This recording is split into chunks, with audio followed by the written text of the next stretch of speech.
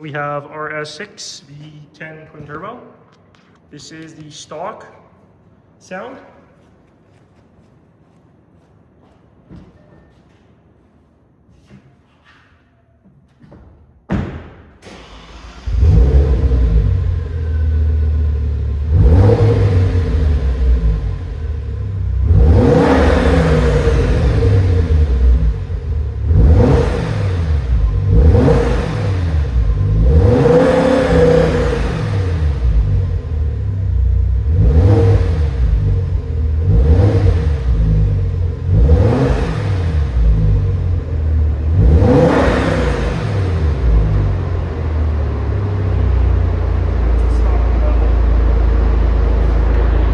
For anybody wondering, this is underneath the vehicle.